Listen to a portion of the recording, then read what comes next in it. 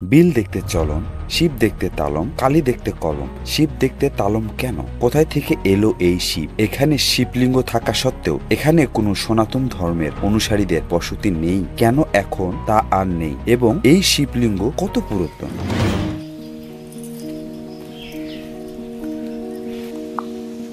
Hello বন্ধুরা, আবার একটি নতুন ভিডিও নিয়ে আমি নহসন আপনাদের সাথে। আর ছোট বড় পৌরাণিক স্থাপত্যের ইতিহাস নিয়ে কথা বলি আমি এবং অনুসন্ধান করি। আর আপনারা দেখতেছেন অজানা ইতিহাস। চলুন, আজকে আমি এসেছি তালমের শিব মন্দিরে।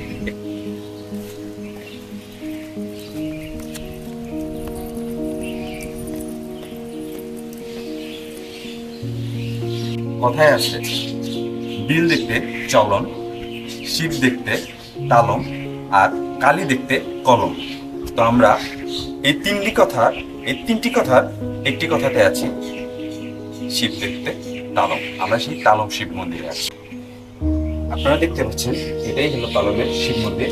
এখানের ভিতরে যে শিবলিঙ্গটা দেখতে পাচ্ছেন এটা বহুত পুরাতন, অনেক পুরাতন, এবং এটি বলা হয় ইতিহাসের সবচেয়ে পুরাতন শিবলিঙ্গ।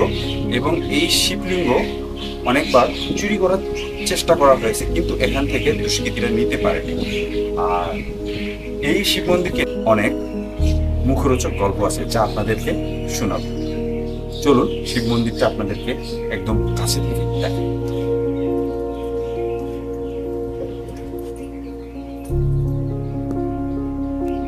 তালম বাংলাদেশের রাজশাহী বিভাগের সিরাজগঞ্জ জেলার তারাস উপজেলার একটি ইউনিয়ন। এই গ্রামে উঁচু পাহাড়ের উপর একটা শিবলিঙ্গ ছিল। এটি ধারণা করা হচ্ছে প্রাচীন। পুরাতন আগের এই শিবলিঙ্গ কোনো মন্দির এর ভিতরে ছিল না। এটি খোলা আকাশের নিচে পাতলা পড়া মাটির ইট এর সাথে চুল সুরকি লাগিয়ে চারিদিকে বাঁধানো ছিল। এবং এখানকার লোকমুখে শোনা গিয়েছে এই পাহাড়ের চারপাশে বড় মাঝারি পাথর পড়েছিল। সত্যযুগে তা কেউ নিতে পারত না এবং মনস্তাপ করলেও ব্যর্থ হতো। এক সময় কিছু লোক টাকার লোভে শিবলিঙ্গ চুরি করে নিয়ে যাওয়ার চিন্তা করছিল এবং তারা চেষ্টা করে, আর তা সম্ভব হয়নি। পরে এটি এই বটগাছের মাঝখানে ফেলে চলে গিয়েছিল। পরে গ্রামবাসী এই বিষয়টি থানা ও জেলা পরিষদকে জানানো হয়। তারপর ধীরে ধীরে এলাকার সনাতনীয়রাও এই ব্যাপারটা জানতে পারে এবং পুরোহিত দিয়ে রক্ষণাবেক্ষণ ও পুজো শুরু করে। এবং পরবর্তীতে যেন শিবলিঙ্গ চুরি না যায় এজন্য মন্দির স্থাপন করা হয়। আর ভক্তদের যেন কষ্ট না হয় তার জন্য মন্দির এর সম্মুখভাগে সিঁড়ি নির্মাণ করে দেওয়া হয় এবং এটি এখনো নির্মাণাধীন। এই মন্দিরকে নিয়ে একটা প্রচলিত গল্প আছে। বলে এখানকার একটা বুড়ো শিব থাকতো। একদা এক পণ্ডিত এই শিবলিঙ্গকে পুজো করত। এই শিবলিঙ্গের মাথায় একটি অমূল্য লাল মণি ছিল। এক রাতে হঠাৎ এই মণি চুরি করার জন্য ডাকাতরা আসে। তখন ওই বুড়ো শিব চিৎকার করে গ্রামবাসীকে ডাকতে থাকে, কিন্তু তার ডাকে কেউ সাড়া দেয় না। এইদিকে শিবলিঙ্গের পূজারী সেই লাল মণি রক্ষার জন্য মণি নিয়ে ভদ্রা নদী বেয়ে উজান দিকে পালিয়ে যায়। আর বুড়ো শিব এর কথায় কেউ সাড়া না দেওয়ায় সকলকে অভিশাপ করেন, বলেন তোরা এই গ্রামে কেউ বাস করতে পারবি না। সেই বাড়ির দেওয়ালে ইঁদুর লাগবে, দেয়াল নষ্ট করে দেবে, আর আমার কথায় সাড়া না দেওয়ার জন্য তোরা কেউ কানে শুনবি না। আর এই অভিশাপ এই গ্রামবাসীদের উপর পড়ে। সবাই সবার কথা শুনতে পারে না এবং বাড়ি করলে তা 1 বছরেই নষ্ট হয়ে যায়। আর তারপর থেকেই এখানকার সনাতন ধর্মের লোক অভিশাপ কাটানোর জন্য এখান থেকে চলে যায়, আর এলাকায় হিন্দু ধর্মের লোক নাই হয়ে যায়। গল্পটা আমার মুখের নয়, এখানকার লোককথা।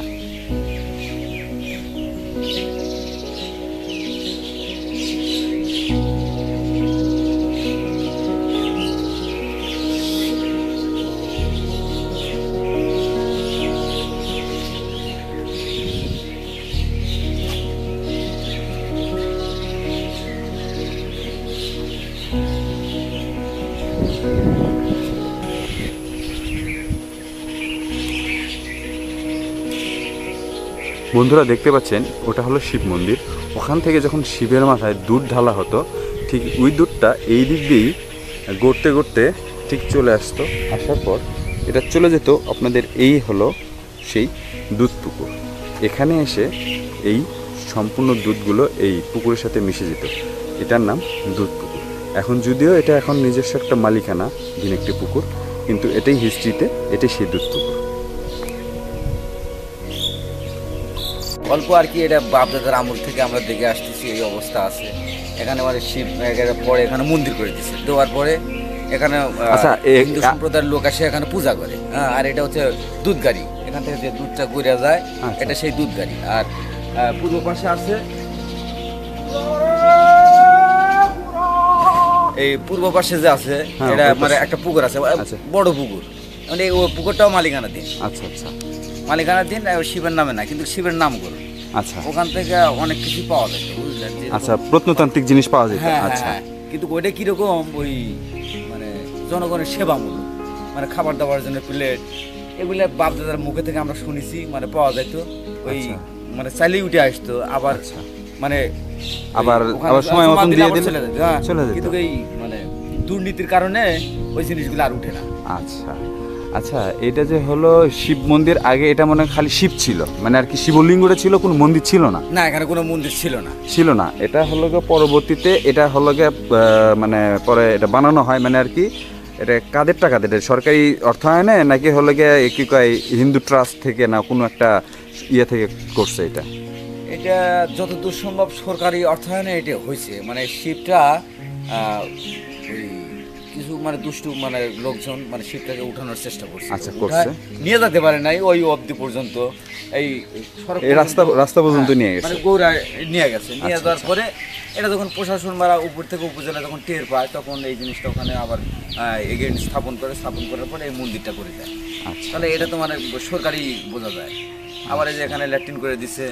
আচ্ছা, এটা হলো গিয়ে শিব মন্দিরে সবাই যারা আসবে তারা ব্যবহারের জন্য এটা হলো বাথরুম। আচ্ছা আচ্ছা, আর এখানে কোনো প্রচলিত গল্প আছে যে এই শিব, আমরা শুনছি এখানে নাকি হলো গিয়ে শিবের মাথায় নাকি মণি ছিল, মানে শিব দেখতে তালম যাও আর বিল দেখতে মানে চলন যাও, মানে এই একটা মানে প্রথা আছে। আর হলো কালী দেখতে গেলে কলম। হ্যাঁ, আর আরেকটা বিষয় হলো জানার বিষয়, যেটা হলো যে এখানে আমি শুনছি যে একে বুড়ো শিব বলে বলা হয়।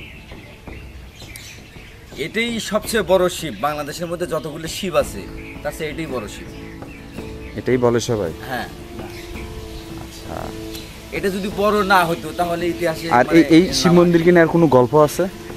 শিব মন্দির নিয়ে তো মানে শুনেছি, এখন মানে আপনাদের জানা এমন কোনো গল্প আছে যে এখানে কোনো মানে শিব মন্দির না কোনো মনে করেন থাকে না কিছু গল্প, মনে করেন অলৌকিক কিছু গল্প টল্প থাকে, এগুলো কি আছে? অলৌকিক গল্প এখন এগুলা থাকতে পারে, বুঝলেন, কিন্তু এগুলো তো গল্প তো আসলে মজাদার গল্প। হ্যাঁ, এগুলা গল্প শুনতে গেলে হয়তো মুরব্বী যারা আছে তাদের সাথে সাক্ষাৎ করা লাগবে। আচ্ছা, তাদের সাথে কথা বললে আপনি পাবেন। যেরকম আমার মানে আব্বারা বলতো যে শিবের চতুর্পাশে বড় বড় পাথর থাকতো। হ্যাঁ, খেলাধুলা করছি কিন্তু মানে ওগুলো ওজন লাগে নাই, কিন্তু যখনই কেউ নিয়ে যাওয়ার মনস্তাব করছে তখন ওটা মনে করেন কত মন যে ভারী হয়েছে এটা বলতে পারে। ও আচ্ছা, যখনই নিয়ে যাওয়ার চিন্তা করছে তখন আর সেটা নিতে পারে না, এটা অনেক ওজন হয়ে গেছে। কিন্তু মানে খেলাধুলা এই যেরকম ইটগুলো পড়ে আছে, একজন যদি কয় আমি নিয়ে দেবো, মানে সম্ভব হয় নাই। আর মানে সেই আমলটা নষ্ট হয়ে গেছে। হ্যাঁ, আর ওগুলো জিনিস হারাই গেছে। আচ্ছা আচ্ছা, এখানে অনেকগুলো জিনিস ছিল যেগুলো ধীরে ধীরে বিলুপ্ত হয়ে গেছে। হ্যাঁ হ্যাঁ, ভালো লাগলো। আপনার নামটা কি ভাই? আমার নাম হচ্ছে মোহাম্মদ সাদেক বাচ্চা। এখানে কোনো হিন্দু ফ্যামিলি আছে? না, এখানে কোনো হিন্দু বসতি নেই, বসতি ছিল, ওনারা সব মানে উঠে চলে গেছে। আচ্ছা, একটা কথা জানা ছিল, সেটা হলো যে এখানে নাকি শিবলিঙ্গের মাথার উপরে মণি ছিল এক সময়। আমি বলতে পারবো না। আচ্ছা, ধন্যবাদ। তো শুনেন, এখন আমারও চোখে দেখা না, আপনারও চোখে দেখা না, এখন এগুলা মানে একটা মানে অলৌকিক বা মানে সত্য গল্প হিসেবে মনে করেন যে স্থাপিত হয়েছে। ওই আমার দাদার কাছে শুনছি, আমার বাবা আবার আরেকজনের কাছ থেকে শুনছে, শোনা শুনে আসতেছে। এখানে পূজা অর্চনা কবে কবে হয়? এটা এখন আমরা হচ্ছে মুসলমান সম্প্রদায়ের লোক। হ্যাঁ, এটা তো আর মানে ওই হিসেব করে রাখি না।